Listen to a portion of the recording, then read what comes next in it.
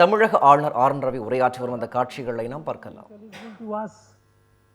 And if there is anything, any nuance to be caught and understood, is it not possible for us to find the meaning of it? We heard the youngest speaker talking about, he mentioned some cases, landmark cases, like the one which he called perhaps is determining the grammar of Constitution. I just didn't hear it clearly, but what he meant to say was that it was a landmark, talked about basic structure, case 1 and Bharti case. If you look at the case 1 and Bharti case, there are more than 150 references to UK code. There are more than 70 references to courts of United States of America. There are more than 40 references to the High Court of Australia.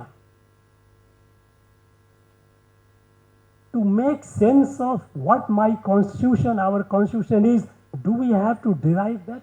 Are we thinking from our mind or are we thinking from their mind? Now, is it not time to do Swadesi in our judicial system? We are doing Swadesi today in every field of our life, in our economy, in science and technology. We are moving forward. In our defense, we are Swadesi. We have seen how Operation Sindoor was delivered, how effectively it's power of Swadesi. Can't in our judicial thinking be Swadesi? Yes, it is true that nowadays there is not so much reference to Western courts. But today's most of the references are to earlier judgments which were derived from those judgments. So the fact remains that our fundamentals of our judicial thinking is not rooted entirely in our land. We need our jurisprudence. What is just, what is not just, is the function of society. It is a civilizational ethos of the people.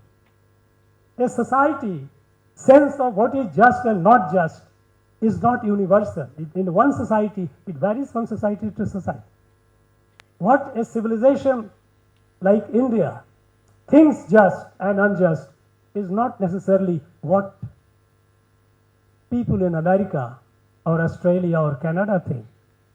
We know what kind of, how that civilization evolved, how conglomerate of disparate set of people, they went over there, captured the territory, nothing in common except their common interest of greed, that you capture the land and make them wealth. There was no sense of kinship among the people of those countries. Their civilizational values and sense were entirely profit driven. Whereas India is a more than 5,000-year-old civilization, it has a strong sense of just and unjust.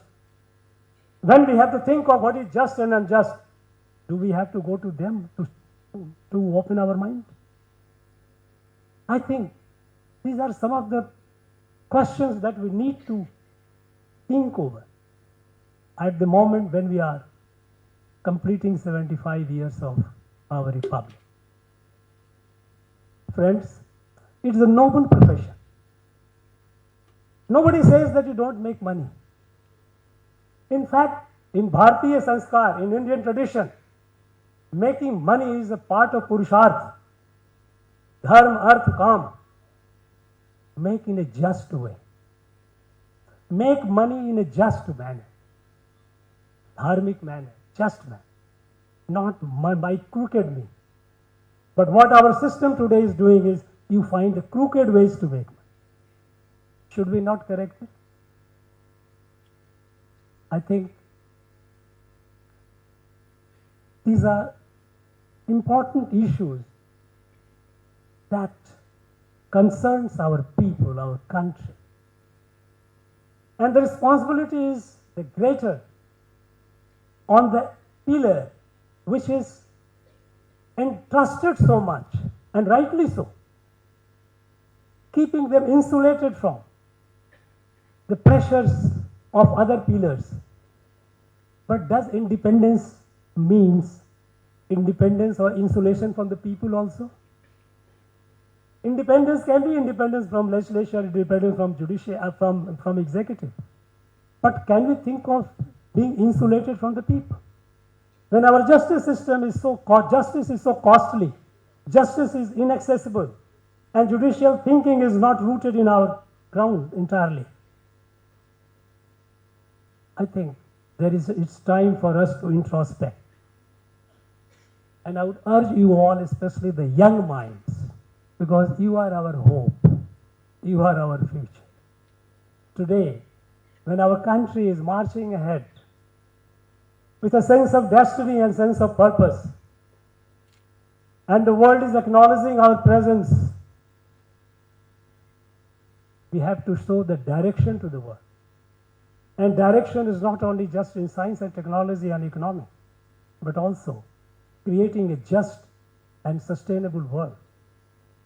Creating this just and sustainable world, the sense of justice, the sense of what is just, what is not just, our jurisprudence has to be our jurisprudence.